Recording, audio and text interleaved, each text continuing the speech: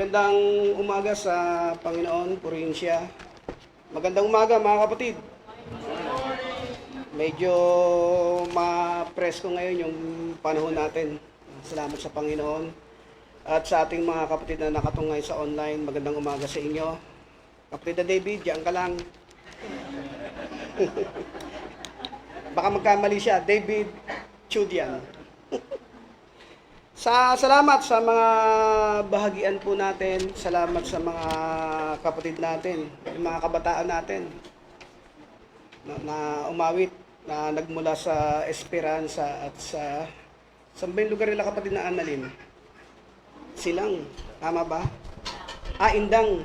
Yun. Purihin ang Panginoon. Salamat. At sa mga kapatid natin nasa labas, gandang umaga mga kapatid, purihin ang Panginoon. Sa ating pag-aaral ng salita ng ating Panginoon, na ating pinagsasalusaluhan, may bago ko tunghayan yung ating pag-aaral. Etong Apokalipsis o yung sinasabing pahayag kay Juan, no?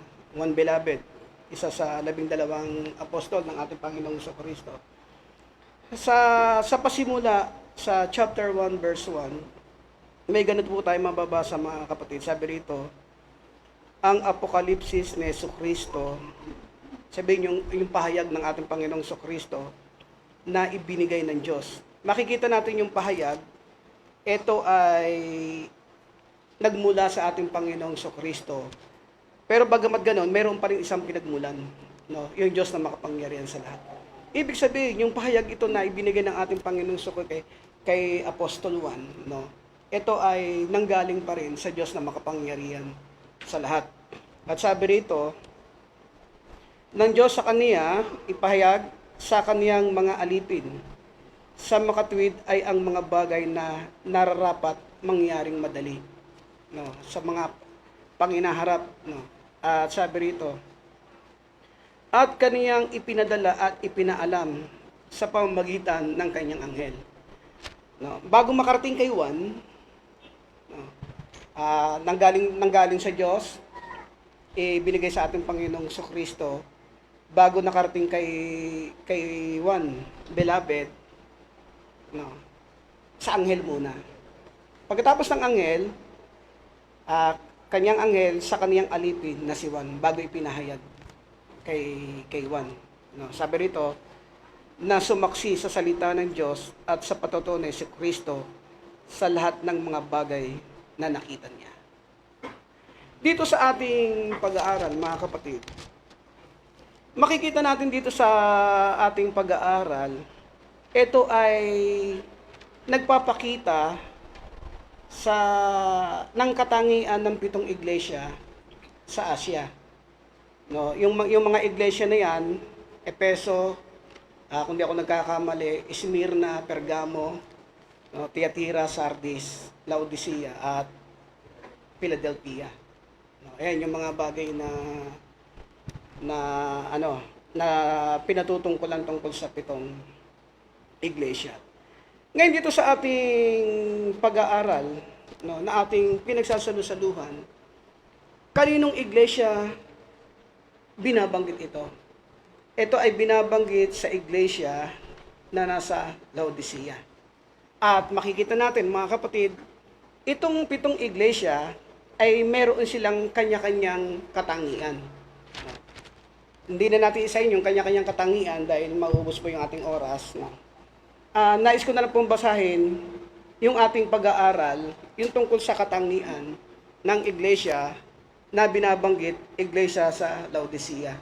No, sabi rito, kasi in Philadelphia, kabahagi po tayo dyan eh. No, sabi rito, kung uumpisa natin sa 14, at sa anghel ng iglesia ng Laodicea, ay isulat mo. Ang mga bagay nito ay sinasabi, siya nawa ng saksing tapat at totoo na pasimula ng paglalang ng Diyos. No? Sino ba yung naging saksing tapat, mga kapatid? Walang iba kundi yung ating Panginoong Kristo. Sabi niya rito, nalalaman ko ang iyong mga gawa na ikaw ay hindi malamig o mainit man. Sabi ng ganoon. Ayun daw yung katangian ng iglesia sa Laodicea. Ibig sabihin, ito ay may katangian na malahininga. No, sala sa init, sala sa lamig. No, parang tao lang. No, pag mainit, panay reklamo. Pag ulan, panay reklamo. No, ganun yung katangian yan. Sabi rito, nalalaman ko ang iyong mga gawa na ikaw ay hindi malamig o mainit man. Ibig ko sanang ikaw ay malamig o mainit.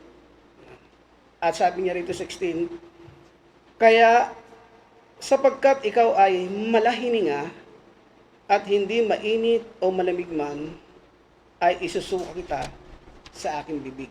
Ito na po sa ating pag-aaral. Sabi rito, sapagkat sinasabi mo, no, yung iglesia daw sa Laodicea, mayroon siyang binabanggit o sinasabi.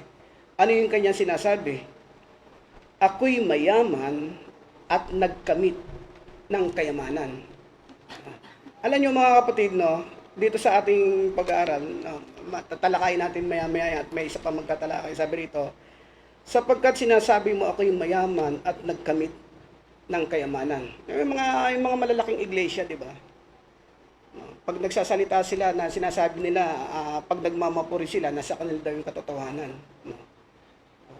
Kayamanan sa kanila yun. No? Ayun yung mga bagay na binabanggit. Sapagkat sinasabi mo ako'y mayaman at nagkamit ng kayamanan at hindi ako nangangailangan ng anuman.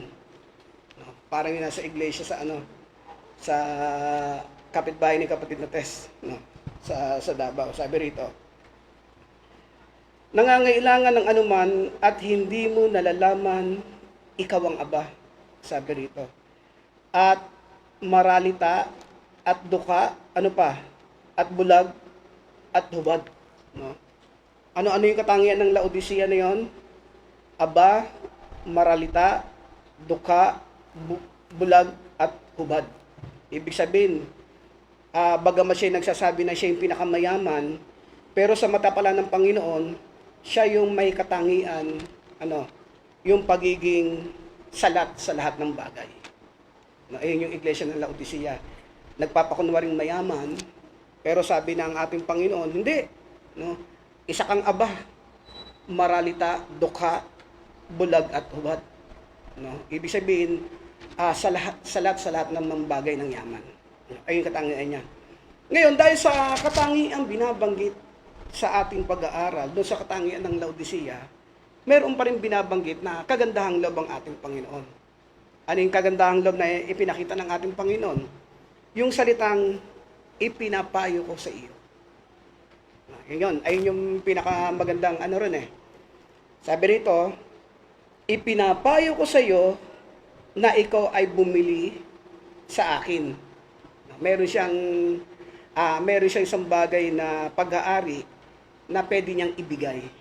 No? Gaya ng pagkakabanggit kanina, hindi porke sinabing bumili, kailangan mo ng pananalapi. Tuloy na pagbasa mga kapatid Ipinapayo ko sa iyo na ikaw ay bumili sa akin ng gintong dinalisay ng apoy. Para saan? Upang ikaw ay yumaman. Kinakailangan mo munang bumili sa Panginoon para ikaw daw ay yumaman. At sabi niya rito, at nang mapuputing damit, para saan naman? Upang iyong maisuot. Bakit mga kapatid? Alam naman natin, pagka ang isang tao walang damit, nagpapakita ng kanyang kahubaran. Ito yung katangian ng Laodicea. Kaya sabi, ipinayo niya na magsuot siya ng damit. At sabi rito, para saan? At upang huwag mahayag ang iyong kahihiyahiyang kahubaran at pangpahid sa mata. Yung pangpahid sa mata, mga kapatid, ito yung ebanghelyo.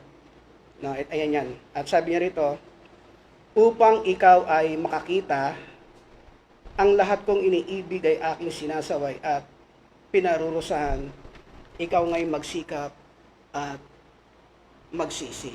No? Ganun yung ipinapayo dito sa iglesia na binabanggit na iglesia ng Laodicea. Ngayon sa ating pag-aaral, mga kapatid, pag pinag-usapan natin yung sinasabing gintong dinalisay ng apoy, ito daw yung bagay na magpapayaman, no? Dito sa Laodicea. Pag pinag-usapan po natin sa ating pagtatalakay, hindi po ito ay yung literal, no? Na porque sinabing gintong dinalisay, yung ginto na nga, no? Ito ay inahalimbawa lang dito sa tagpo ng ating pag-aaral. Pag pinag-usapan natin yung salitang dinalisay, ano ba yung pwede nating mabanggit na mga ibang talata tungkol sa mga bagay na yan, no? At pati doon sa damit. Sa aklat po ng Santiago, mayroong pong binabanggit na ganito, mga kapatid. Sabi rito, sa chapter 4 ng Santiago, ito yung binabanggit mismo ni Apostol Santiago. Sa chapter 4, verse 8, ganito po ang pagkakasulat, mga kapatid. Sabi rito, umpisahan ko sa 7. Pasakop nga kayo sa Diyos, datapwat magsisalangsang kayo sa dyablo, at tatakas siya sa inyo. Yung dyablo daw, pagka sinalangsang na isang mananampalataya, yung dyablo daw po ay tatakas. 8. At sabi niya rito, magsilapit kayo sa Diyos. Pagkatapos nito, at siya'y lalapit sa inyo. Mangaglinis kayo ng inyong mga kamay. Sino yung sinasabihan? Kayong mga makasalanan. Sabi ni Santiago, maglinis daw ng mga kamay. Ang pinatutungkulan niya, yung mga taong mga makasalanan. At pagkatapos nito, sabi rito, at dalisayin ninyo ang inyong mga puso. Kanina binabanggit, gintong dinalisay. Pero pagka pinag-aralan natin tungkol sa Panginoon, ang binabanggit na pong dalisay, no, ano yun? Sabi rito, kayong mga makasalanan at dalisayin ninyo ang inyong, mga kapatid, mga puso. Kayong may dalawang akala. Yung binabanggit po sa ating pag-aaral, no? Sila pala ay may dalawang akala. Yung binabanggit doon, hindi malamig, no, ni hindi mainit, no? Mga nag-aalinlangan. Kaya sabi niya rito, dalisayin ninyo ang inyong mga puso, kayong mga may dalawang akala. No? Sa ating pag-aaral, makikita natin dito na merong ipinapayo si Santiago doon sa mga makasalanan, lalong-lalo na sa ating mga nag-iwan ng mga kasalanan. Ano yung sinasabi? Dalisayin ninyo ang inyong mga puso. Paano ba madadalisay ang isang puso ng mga mananampalataya, mga kapatid? At paano ba yung pamamaraan ng Diyos ng pagdadalisay doon sa puso ng bawat mananampalataya? No? Dapat ito ay malaman, no, ng maraming mga nagdadala ng salita ng Diyos. No? Dahil akala nila, porket sila malaki, sila ay nasa katotohanan. Sila yung mayaman. No? Pero sabi ni Santiago, kinakailangan sa isang mananampalataya, dalisayin ninyo ang inyong mga puso. No? Pag pinag-usapan natin yung pamamaraan ng Diyos ng pagdadalisay ng mga puso, ano yung kanyang pamamaraan na ibinigay, mga kapatid? Dapat malaman ng isang tao o ng isang mananampalataya, ano ba yung pamamaraan ng Diyos upang ang puso ng bawat mananampalataya ay magkaroon o humantong sa sinasabing, dalisayin ninyo ang inyong mga puso. Ano ba yung nakakapagpadalisay na dapat malaman natin? Yung binasa kanina. Muli kong babasahin, mga kapatid. Yung binasa kanina. Chapter 12. Sabi rito. Sa aklat po ng awit, sabi rito, sa chapter 12, ito yung sabi sinulat ni Haring David, sabi niya rito sa chapter 12,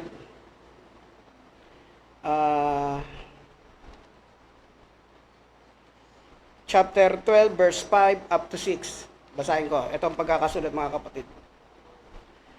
Dahil sa pagsamsam sa duka, dahil sa buntong hininga, ng mapagkailangan, titindig nga ako, sabi ng Panginoon.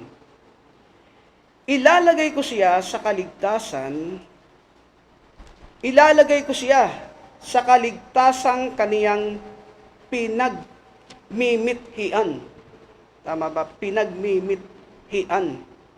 6. Ang mga salita ng Panginoon ay mga dalisay na salita.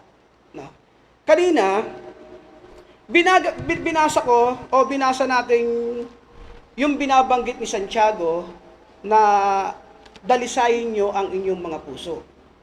Ito naman sinasabi, ang salita ng Panginoon ay mga dalisay na salita na gaya ng pilak na sinubok sa hurno sa lupa na makapitong dinalisay.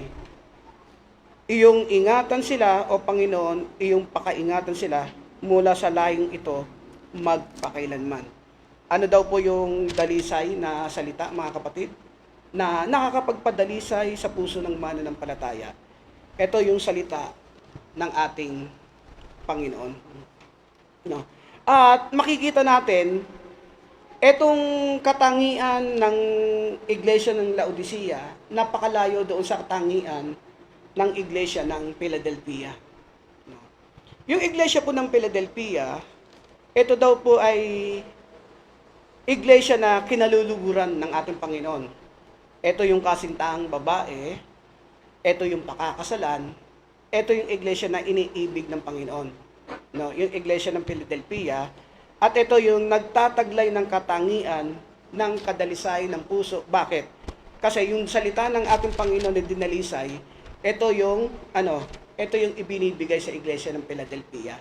Pero doon sa iglesia ng Laodicea, yung nagpapakunwaring mayaman, pero sa lahat ng bagay, ito yung kanyang ipinapayo, no, na bumili, no, ng mga gintong dinalisay, no. Kaya makikita natin, mga kapatid, pag pinag-usapan natin yung salitang dinalisay na salita ng ating Panginoon, may isa pa siyang talatang binabanggit eh. Basahin ko po. Sabi rito sa chapter 19, sabi rito, sa chapter 19 ng awit, ito, 19 verse 8, sabi rito, umpisan ko na rin sa 7, mga kapatid.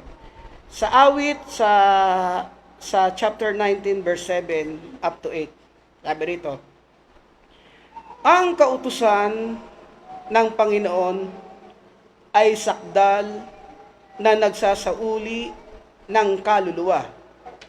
Ang patotoo ng Panginoon ay tunay na nagpapapantas sa hangal.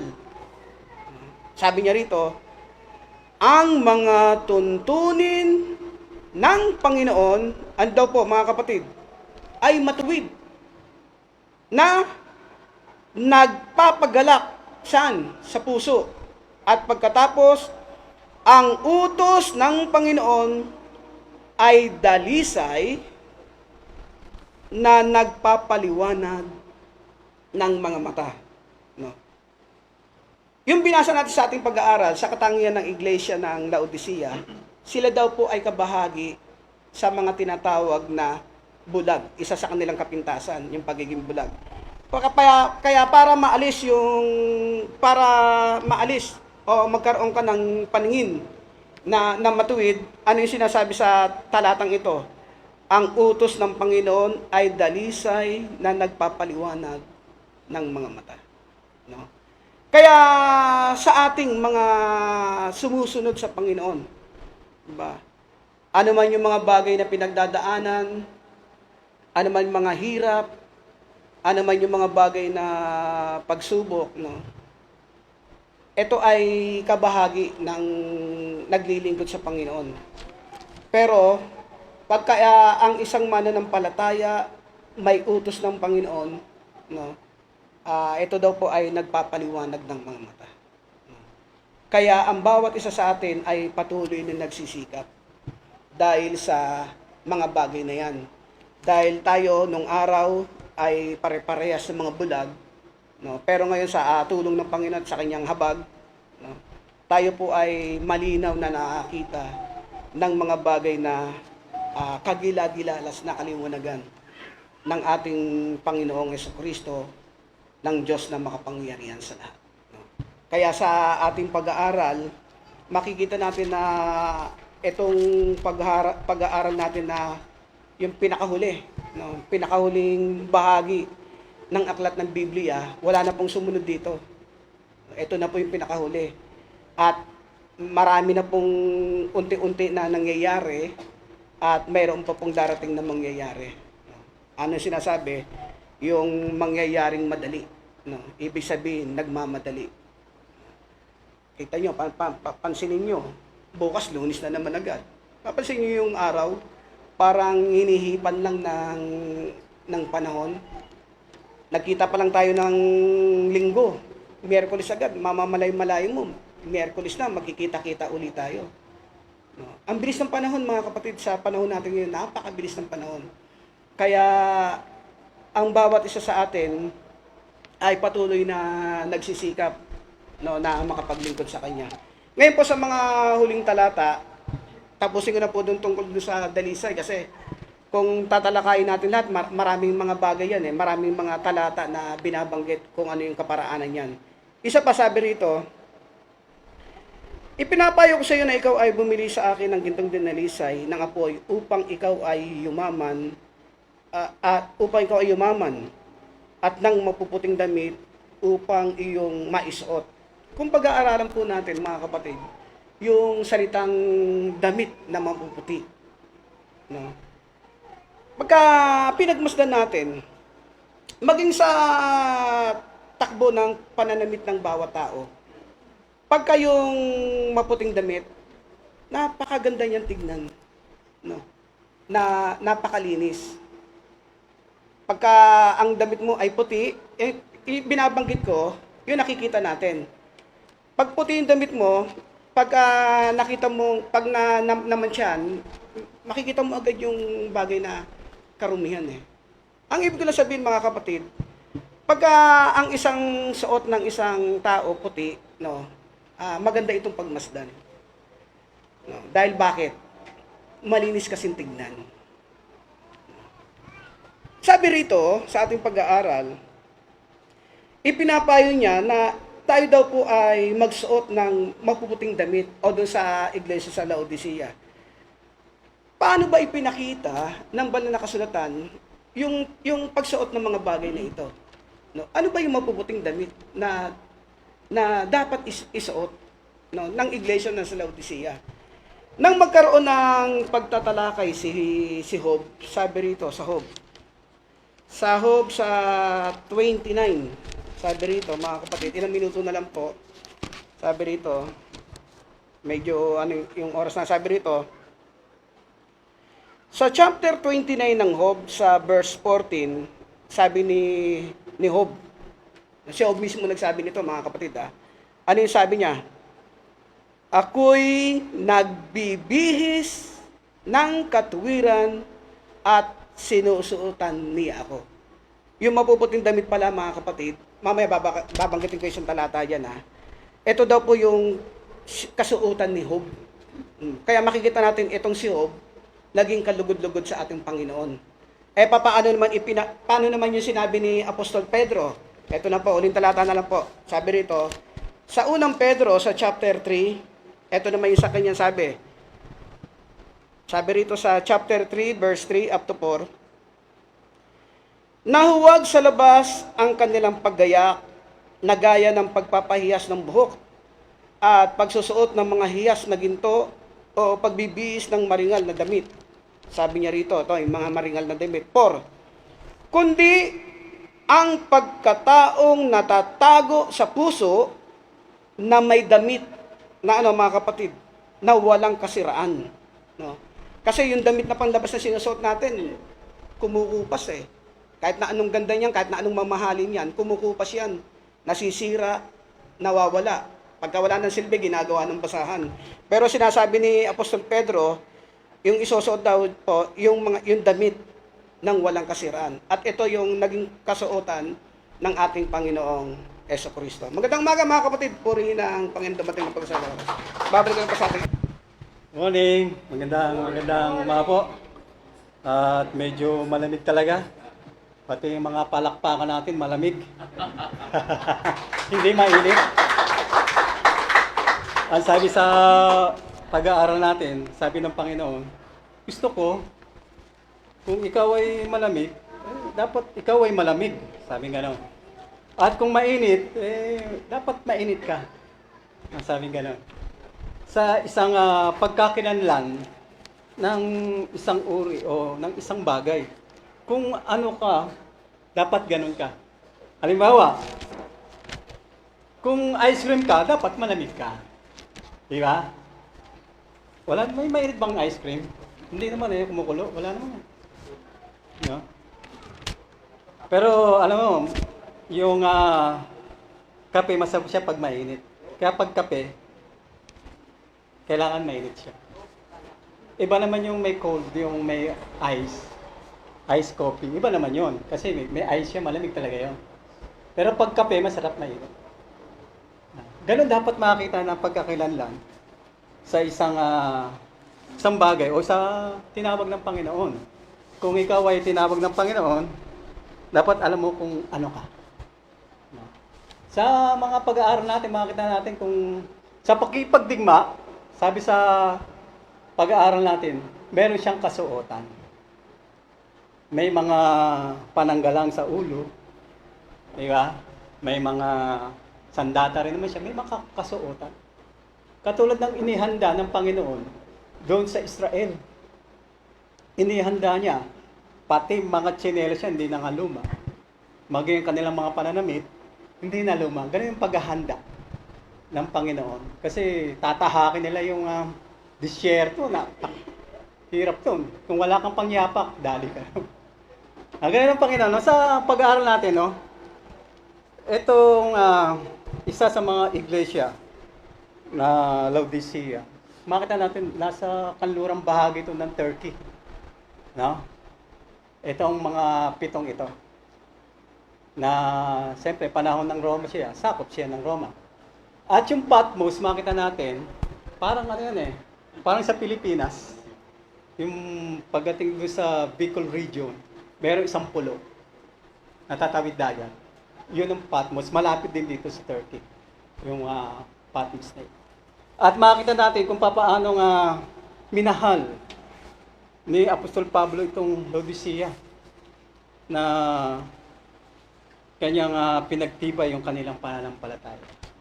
Sabi sa Colosas, sabi niya ganito, ganito isa sa mga pagmamalasakit ni Apostol Pablo.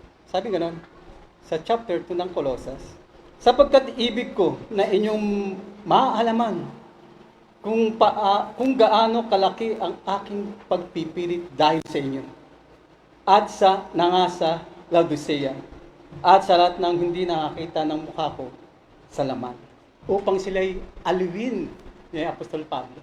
Sa katunayan, doon sa chapter 4 na siya sumulat, sumulat siya sa Colossians, sa Colossus. Ibinibili niya, yung sulat niya, dapat mabasa rin to ng Laodicea. Ganon yung kanyang pagmamalasakit Ganon niya itinuturing yung mga kapatid natin sa Laodicea. No, na makita mo, sabi rito babasa lang ako rito sa mayan Dito sa 4:13 ng Colossians, sapagkat siya'y binibigyan kong patotoo na siya'y totoong nagpapagal sa inyo. Si Epapras, isa sa lingkod ng Panginoon, na ito isang kamanggagawa ng ating Apostol Pablo na walang tigil din sa pangaral doon sa mga kapatid natin sa Laodicea. Kaya yung tinutukoy niya. Sabi sa 13, sapagkat siya'y binibigyan kong patotoo, na siya'y totoong nagpapagal sa inyo at sa Laodicea. Ganun, no? Ganun yung ipinapakita. Kaya yung bawat sulat ni Apostol Pablo doon sa Colosas, sinasabi niya, kapag nabasa niyo itong sulat na ito, pakibigay naman doon sa mga kapatid natin sa Laodicea. Ngayon, yung sulat sa Laodicea, ibigay mo naman doon sa Colosas. So, ibig sabihin, ipinapakita na isa itong iglesyang ito na pinangaralan ni Apostol Pablo. No, ibig sabihin, yung mga aral, katulad ng aral natin, ganito din sila. Yung mga Laodicea. Pero hindi nagtagal na sumpungan na ang kanilang pananampalataya ay ipinapakita. Ano siya, gumigewang-gewang na siya. No? Na isang katangian ng isang mayaman na laging busy. Ibig sabihin, busy sila lagi. Hindi mo sila kaagad na yung mentalidad nila o yung mindset nila, hindi lagi sa gawain, hindi lagi sa pagsamba. Kung maaari nga, may mga bagay akong nakagawa niyan, na makita natin may mabuting loob. Pero yung pagsamba, hindi ganun eh. Ang binibigay nilang nila, hain. Hain. Salapi. Okay na sa kanila yun. Magbibigay na lang sila. Halimbawa, mayroon akong nagawa sa St. Joseph. Napuntahan ng ministro. Pinuntahan. Narinig ko eh. Mukhang isang buwan ka na may hindi nakakadalo. Mukhang nangihina ka na. Sabi ko, nangihina? Ano bang problema? Alam, binigay lang ng sobre, okay na. Sa ganun, kaya gewang-gewang yung kanilang pananampalataya. Na sinasabi rito, ikaw ay malahininga. Ganun yung hindi, walang pagkakinanlan no? Yun yung mga sinasabi kanina na dalawa yung pag-iisip. Yung mga nag-aalinlangan. Bakit? Bakit sila nag-aalinlangan? Kasi, ang sabi dito sa ating pag-aaral, sapagkat sinasabi mo, ako'y mayaman eh. Alam mo, ang isip niya mataas eh. Mayaman, nagkamit ng kayamanan at hindi ako nangangailangan ng anuman. Pero mo, talaga mayaman siya kahit na anong kailangan, ganun kasi may salapi. Ang lahat ng bagay, sabi, lahat ng pangailangan, nabibili ng salapi. Kaya panatag sila doon sa ganong kalagayan. Na natuklasan ng Panginoon, sila pa talaga yung hubad, sila yung mga dukha. No? Sila yung sinasabi rito maralita dahil wala silang tunay na kayamanan. Kasi sabi sa Isaias ganito. Sa chapter 33. Ito, alam natin to. Sabi sa 6, at magkakaroon ng kapanatagan sa iyong mga panahon. Kasi pag mayaman, sinasabi nila, panatag din siya sa lahat ng panahon dahil sa pangangailangan nila. Pero iba to.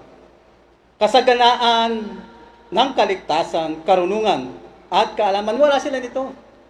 Wala silang karunungan ukol sa Panginoon ng mga panahon ito. Ito yung mga marahay, makita natin to. Ang Laodicea, yung binanggit kanina, nagkaroon ito ng pagkawasak dahil sa malaking lindol ng mga panahon iyon. 60 AD. So, ibig sabihin, yung 60 AD noon, andun pa yung kalakasan ng pangangaral, no? Na nawasak ito. Nagiba, pero hindi, sabi kanina, hindi nga humingi ng tulong. Ayon sa history, talagang hindi sila kailangan ng ano pa man, hindi sila humingi ng tulong doon sa pinaka-head sa Roma, kundi sila rin nagtayo ng mga sariling mga struktura nila. Kaya ganun sila kataas, mayaman. No? Pero wala sila nito. At kaalaman, ang pagkatakot sa Panginoon ay kanyang kayamanan. Yung kayamanan kasi yung pagkatakot sa Panginoon. Na wala sila nito. na kung magkakaroon din sila nito, kung makikita nyo sa ating mga pag-aaral, na kailangan ipinapayo ng ating Panginoon sa kanila na bumili. Bumili kayo ng, anong pagkakabanggit doon? Bumili sa akin ng gintong dinalisay na binanggit kanina, yung salita ng Diyos. At yung mapuputing damit upang iyong maisuot. Wala sila nito eh. Ano yung mga salita ng Panginoon? At yung damit, yung binabanggit kanina. Ng mga kapatid. Yung mga mabubuting gawa. Yung mabubuting kasi bahagi yung maputing damit, kalinisan yun, kabanalan. Ganyan siya tinitingnan. Pinahulugan. Hindi katulad ng itim, iba naman yun. Di ba? Kamatayan, pagluluksa, pag itim. Ano? Kaya mabuting damit na binabanggit, na ipinaliwanag kung ano yun. Tingnan natin yung mabuting damit. Kung naalala ninyo, nang makita, nang sinasaysay siya, doon sa chapter 7, may nakitang lubhang karamihan doon. Na bukod doon sa 144,000 na sinasabi ng munting kawan, na sila lamang pupunta sa langit, hindi nabanggit na mayroon pa palang isang lubhang karamihan.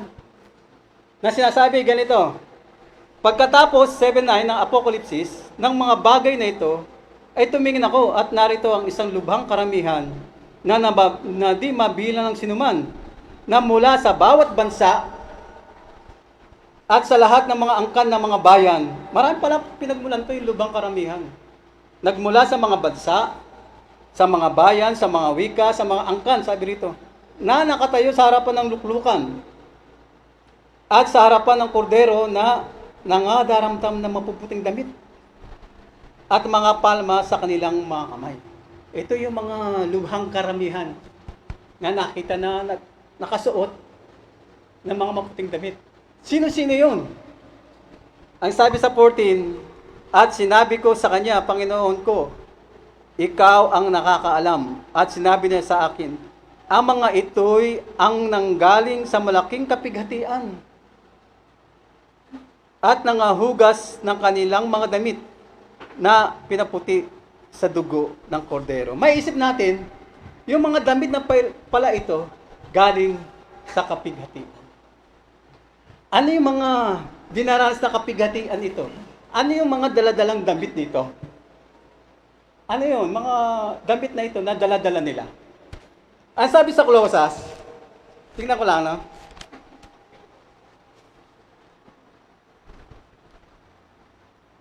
Ito yung mga damit na dala nila, sabi sa 3:12. Mangagbihis nga kayo gaya ng mga hinirang ng Diyos, na mga banal at minamahal, ng isang pusong mahabagin po sila. Yung mga dumanas ng mga kapighatian. Ito pala yung mga damit nila. Sila yung may kagandahang loob. Yung mga dinamit nila eh. Sila yung mahabagin. Sila yung may kaamuan. Sila yung mapagpainuhod. Ayan, sila. Yung pala yung dala-dala ng may damit na ito. Sila yung mga matiisin. Sila yung mga hinubad, yung dati nilang pagkatao. Yung pala yung mga mabubuting damit na sinasabi. Sabi nga dun sa chapter 19 ng Apokalipsis,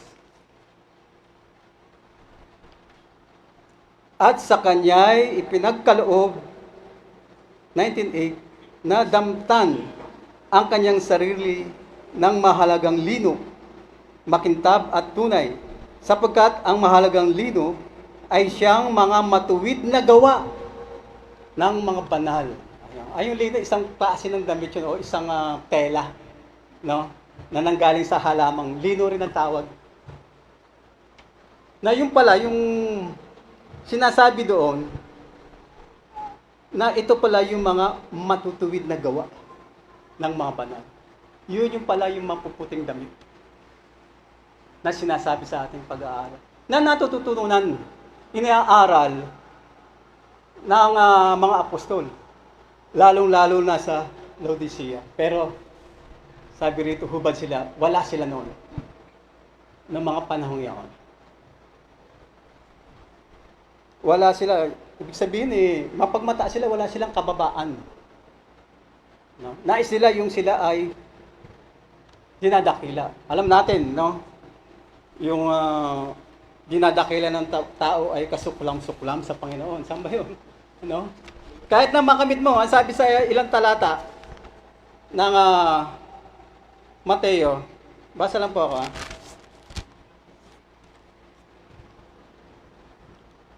26.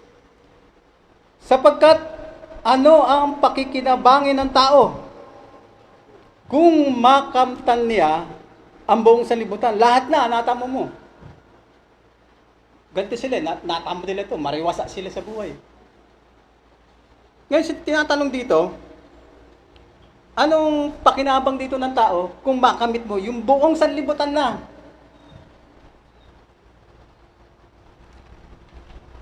At mawawalan siya ng kanyang buhay. Paano yun? Makamit mo lahat. Mawalan ka naman ng buhay. Naalala niyo yung isang talata doon sa chapter 12 ng Lucas. Abay, pahingalay na lang ako. Kasi marami na akong naipon, ari-ari. Di ba sabing gano'n? Saan ba yun? Lucas.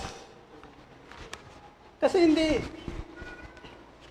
siya makapagligtas sa iyo. Katotohanan ng kayamanan Pag dumarating na yung oras, hindi siya makapagligtas. Hindi siya makapagdaragdag kahit na isang siko ng buhay. Yung kayamanan.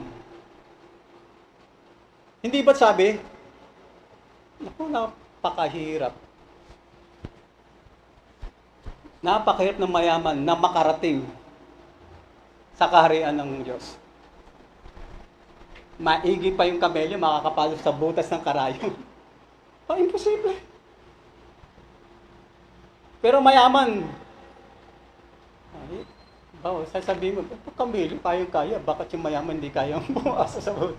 Yung gano'n Kasi, dumuro ng kanilang puso. Kapag ikaw yung may yaman Hindi mo masama, sabi gano'n, hindi mo masama. Kung kaya mo lang i-handle, kaso ang kayamanan makapangyarihan yun. Kaya kang alipinin nun. Kaya madalas sinasabi ng ating mga tagapangaral, hindi ka makapaglilingkod sa dalawang Panginoon. Yung Panginoon. Panginoon din yung kayamanan Sinasamba nga na ito Marami nga nagpapatayan sa kayamanan Kaya ganun alipin yung kapag dumuro na yung puso. Kaya binabanggit, hindi kayo lilingkod sa dalawa, sa kayamanan at sa buhay. Na siyang nangyayari sa mga hintil. Doon sila pumopokus. Ang sabi sa Ecclesiastes ganito.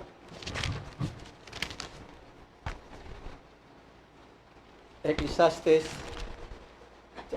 chapter 5.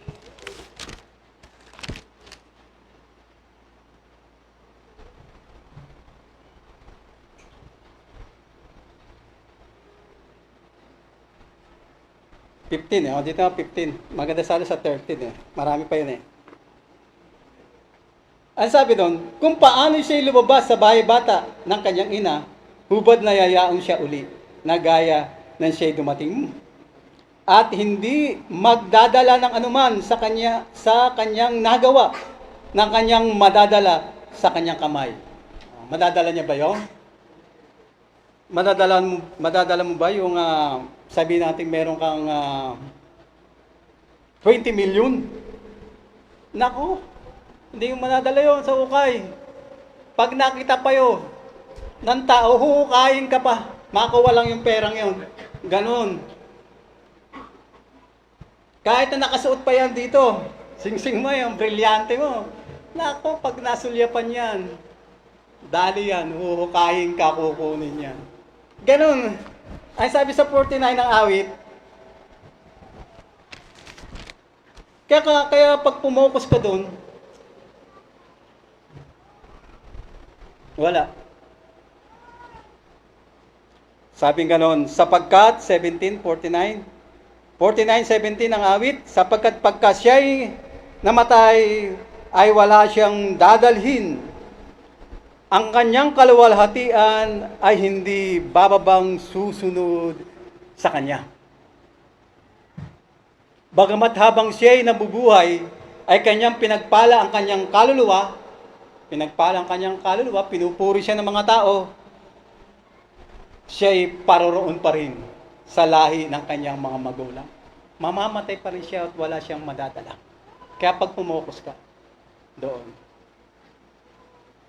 Kaya ang sabi ng Panginoon, bumuli ka sa akin. Walang ibang sinasabing yung dalisin na ginto, yung salita ng Panginoon. Magkakaroon ka ng karunungan. Magkakaroon ka ng kaunawaan. Hindi yung pag-iipon ng mga pagkain na hindi, yung mga napapanis na sinasabi. Kaya nga, sila'y gumugugol, katotohanan sinasabi sa 55 ng Isayas, ano't kayo'y nangagugugol ng salapi na hindi pagkain. Ano't kayo'y nangagugugol ng salapi sa hindi pagkain. At ng inyong gawa na hindi nakabubusog. Iyong pakinggan ako at magsikain kayo ng mabuti at mga lugod kayo sa katabaan. Ano yun? Anong pagkain yun? Sabi sa 3, iyong ikiling ang iyong tainga at magsiparito kayo sa akin. Kayo'y magsipakinig at ang inyong kaluluwa ay mabubuhay. Yun, yung mabubuhay. At ako'y makipagtipan sa inyo na walang hanggan. Sabi, sa mga bagay, ang tunay na kaawaan ni David. Kaawang ka ng Panginoon eh. Napakahalaga yung awa ng Diyos. Nakatulad ng ginawa sa atin na hindi tinignan. Lalo na ito na nagsimula sa paglilingkod. No? Ang sinasabi, manumbalik sila sa Panginoon. Yun yung pagsaway na sinasabi sa ating pag-aaral. Sinasaway sila, huwag kayong maging malahininga. Kung kailang gusto nyo lang pupunta sa gawain, kung nasa mood tayo, doon lang tayo pupunta. Kung gusto lang natin, doon lang tayo pupunta. Kung yayain ka lang, tsaka lang pupunta. Wala pang kusa. Ay, ng Panginoon yun eh. Kailangan meron tayong kusa. Kasi pag ganon, ang tawag sa'yo, malahininga. Ganon pa yung mga malinga. Wala siyang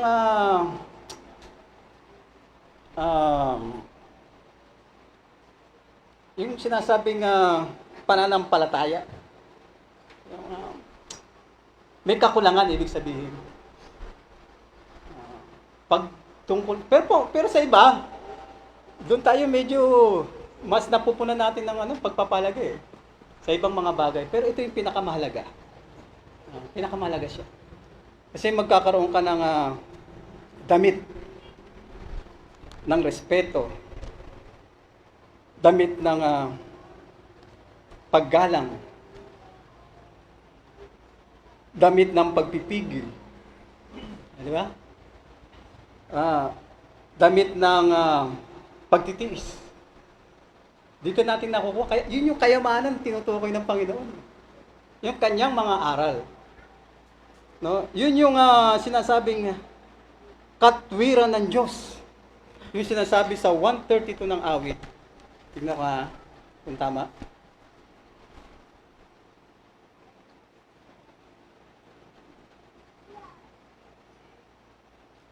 Magsipagsuot, verse 9, ang inyong mga saserdote ng katwiran at magsihiyaw ang iyong mga banal dahil sa kagalahan. So, di ba? Pinagsusuot tayo mga saserdote ng katwiran. Ano yung katwiran? Yung pananampalataya. Sa Roma chapter 1, verse 17. Yung katwiran ng Diyos. Yung ating suotin yung katwiran ng Diyos. Kaya hindi yung kasi nga sabi doon, isusuka kita. Nakatikim na ba kayo ng kapeng malamig? Hindi mo maubos no? Bisa pag SD Casards ito, alam na ito, may dito sa mainit. Iluluwa mo Iluluwa mo siya. Hindi siya, hindi malaman matamis, matabang. Kasi hindi siya ukol dun Hindi siya ukol. Kaya, sinasabi sa atin na magsuot ng mga mapuputing damit. Pero merong pagkakataon na meron akong nakita ganito. Sabi sa Mateo, naka-encounter na ba kayo rito? Palagi meron na. Sabi sa Mateo chapter 7, verse 17, mag-ingat kayo sa mga bulaang propeta na nagsisilapit sa inyo na may damit tupa. Datapwat sa loob ay mga lobong maninila. Ayan. Ito, medyo iingatan natin ito. Yung mga may damit na tupa. Pag damit tupa, maaamo rin yun. Maraming ganito. No?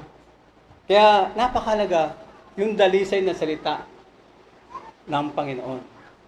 Para malaman natin. Dapat magkaroon tayo ng mga karunungan Yun ang sinasabi dito sa Laodicea na sinasaway ng Panginoon na binabanggit kanyang iniibig. Ipinakita kahit ganun. Pero dahil sa salita ng Panginoon, ang sabi niya, ang lahat kong iniibig ay aking sinasaway at pinarurusahan. Ikaw nga'y magsikap at magsisi. Kita mo yung kainahunan ng Panginoon. Laging may chance siya. Yung pagpapahinuhod niya, laging mayroong pag-asa. Laging nandyan yung pagkakataon. Kapag sinabihan ka ng ganito, no? Ang lahat ng kanyang iniibig ay kanyang sinasaway. Itinuturing niyang anak. Kaya wag magdamdam kapag sinasaway tayo ng Panginoon. Ang sabi nga doon sa Job, yung binanggit kanina, napakagandang talata yun, no?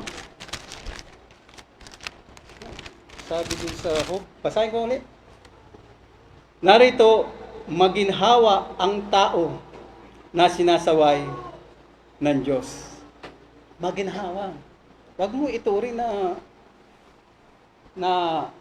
ang tawag, magandang salita doon? Pahiya? Hinihiya ka? Ganun ba?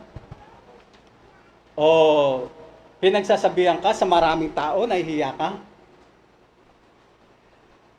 Pero sabi rito, maginhawa. Nagiging maginhawa siya kung tatanggapin mo yung saway. Nagiging mabigat siya kung hindi mo tinatanggap yung saway. Mabigat siya. Sabi ganun, kaya't huwag mong waling kabuluhan ang pagsaway ng makapangyarihan sa lahat. Siya'y sumusugat, ang sabi. Siya rin naman ay nagpapagaling. Di ba? At siya'y nagliligtas. Iniligtas, ibig sabihin, iniligtas ka sa kapahamakan, kaya ka sinasaway. Kahit yung tao, pag sinasaway, alam niyang mali yung kahit yung anak. Lalo na ang Panginoon. Basang-basa niya yung mangyayari sa darating. Basa niya yun. Alam niyang ikapapahamak mo yan. Kaya, sa pagsaway, naroon yung pagtalima. No? Ang sabi dun sa, ilang talata na lang po. Sabi sa Kawikaan, chapter 15. Ito marami. Saan ba yun? Chapter 15. No?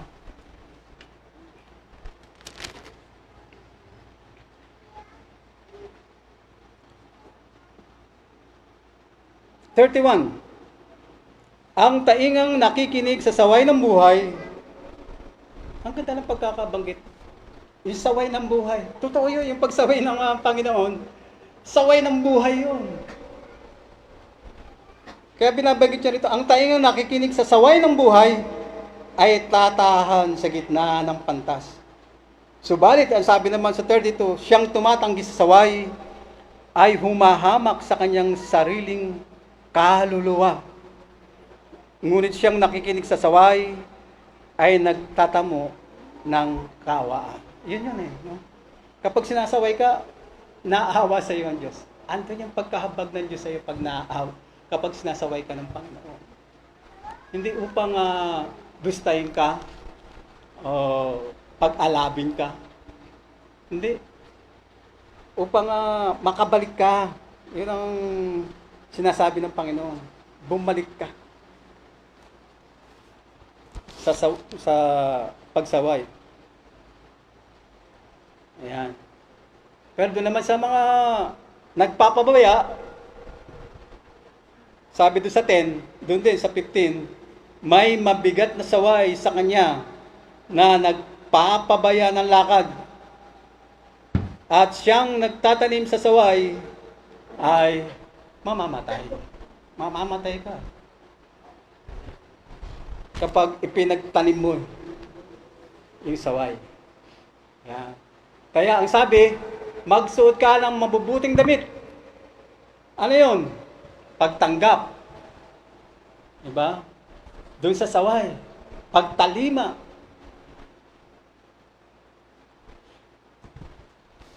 Pagtalima, kaamuan, at yung pagiging mababa. Kababaan, kagandang loob. Yung mga damitin mo sa oras na ikaw ay sinasaway ng Panginoon. Di ba? At matatumo mo yung buhay, yung tunay na buhay. Hindi sa buhay na ito. Hindi tayo po-focus dito. Kaya maraming bumabaksak dahil pumupokus sa bawat pangangailangan sa buhay na ito. Ang sabi sa ating pag-aaral, hindi mo madadala yun. At hindi makapagliligtas sa iyo sa kaarawan ng pagdating ng ating Panginoon. Hindi makapagligtas. No? Kahit sa apoy, hindi makapagligtas.